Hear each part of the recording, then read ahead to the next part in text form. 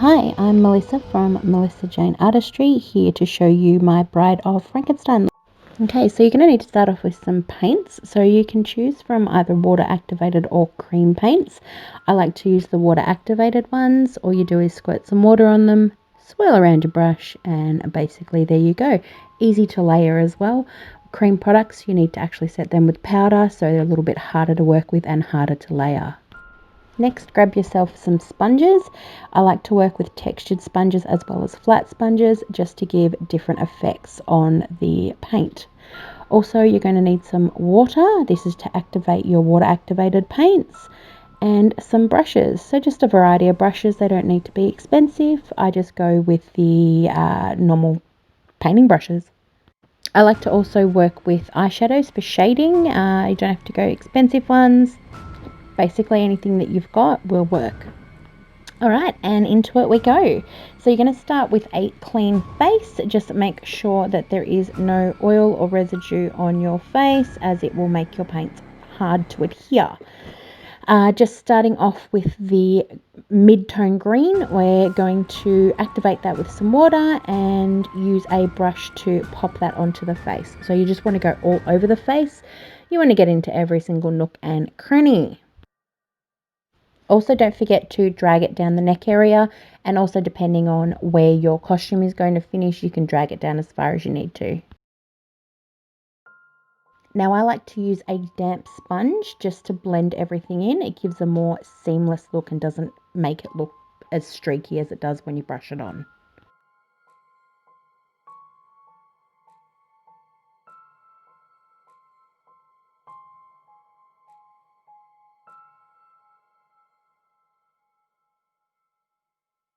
Okay, so we're going to be using a lighter green colour. This is actually going to be used as a highlight. Just going to pop that under the eyes, on the forehead, tip of the nose, and on the chin. This is actually going to make your look come out, those areas you want to actually be raised. Using a darker green, I'm going to be using a stippling sponge for this one, so it doesn't need to be wet. I just activate the water and then I dip it into the water and then blotch it onto the skin. So we're just going to go into the areas that we actually want to push backwards. So this is actually going to go alongside of that highlighted colour that we've used. So this is going to draw your cheekbones out, and under your cheeks are going to be drawn backwards.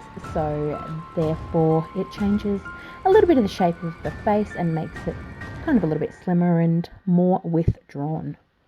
Using that same damp sponge as I used before, I'm going to be going in and blending everything together just to make it look a little bit more seamless. Again, you don't have to go too crazy with this one because obviously you want a more mottled appearance as you are the Bride of Frankenstein.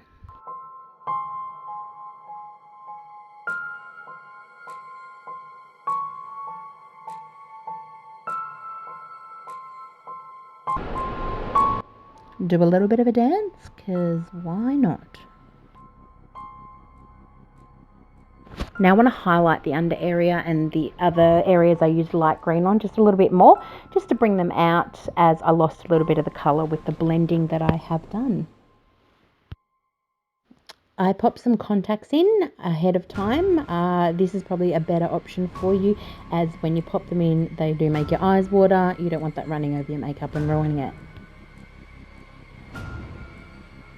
Right, so I want to deepen those green shades just to make them pop a little bit more. So I'm going in with a dark green shadow and putting that on the areas that I stippled the dark green on previously.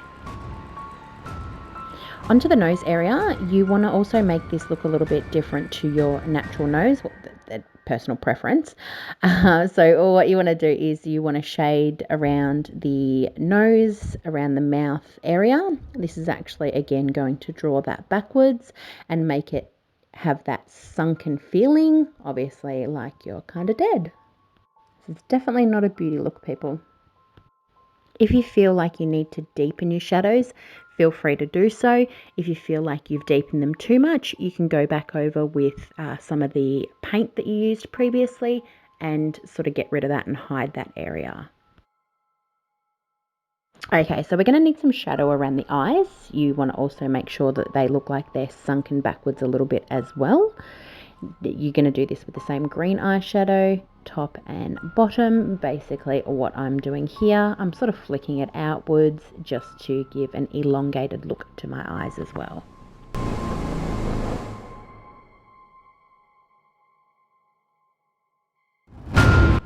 And even though we are the Bride of Frankenstein, we do need a little bit of shimmer. So we are going to pop a little bit on the lids.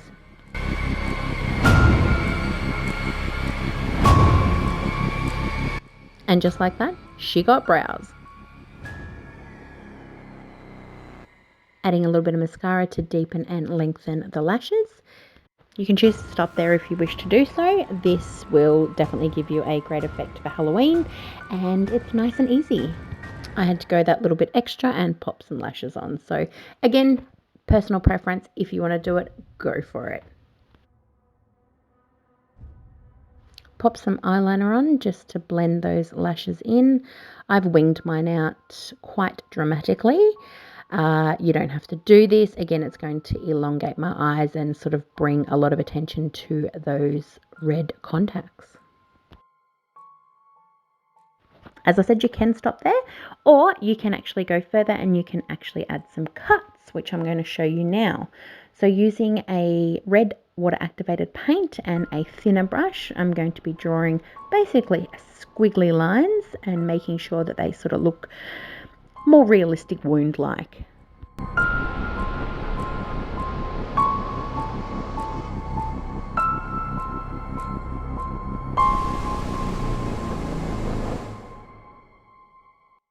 I popped in a gouge under the eye as well, just to show you a little bit more of a different technique. These you can pop anywhere. There's no rhyme or reason to how they should look. Obviously you can Google cuts and abrasions and that sort of stuff, and you can sort of see the way that they are and, you know, the way that they flow. Okay, so as the skin's going to be torn in this area, you want to make it look as realistic as you can. So if you're having torn skin that's pulled up, that is going to be casting shadows, and it's going to be pulling on the skin where we're actually going to be popping the stitches. So what I'm doing is I'm shading underneath. I'm leaving a little bit of a gap between the wound and the shading, because this is going to be where you're going to pop your highlight, which is actually going to bring that look out.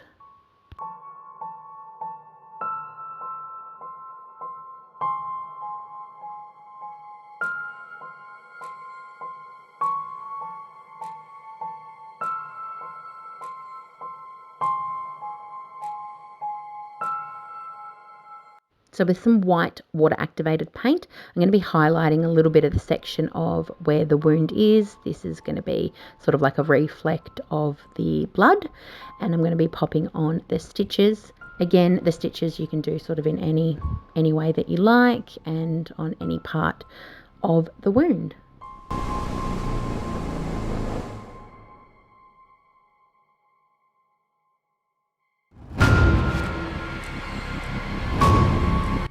Using a deep plum eyeshadow, I'm actually going to be filling in the center of those wounds, because that's going to be where the deepest part of the wound is. So naturally that is going to be the darkest area.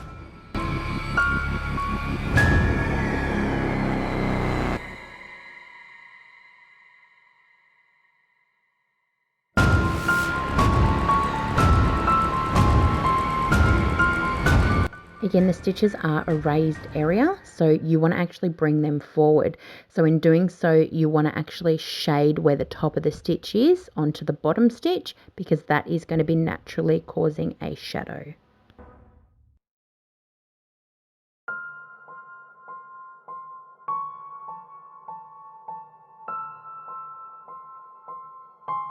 Just think, if we would have stitches on our face, they would definitely be pulling the skin.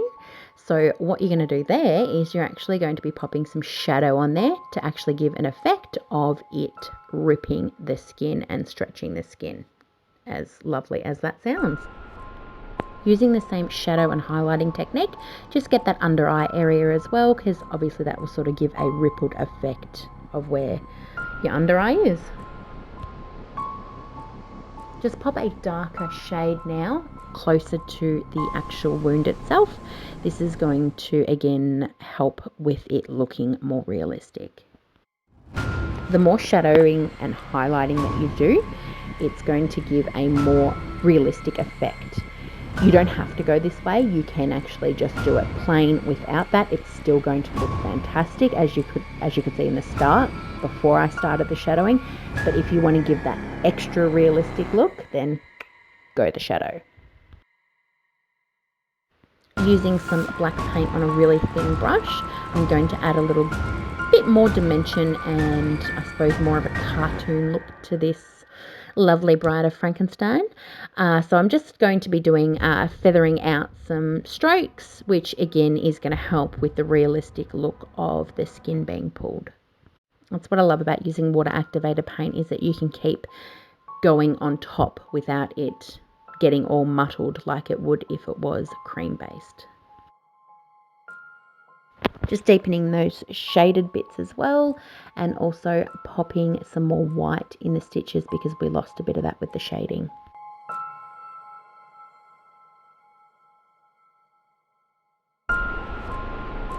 Highlight under the brow.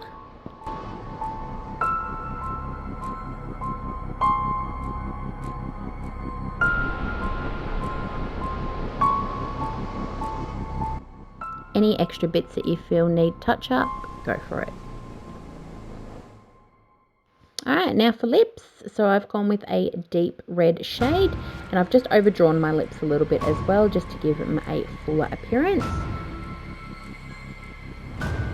And that's it, guys. That is the Bride of Frankenstein look.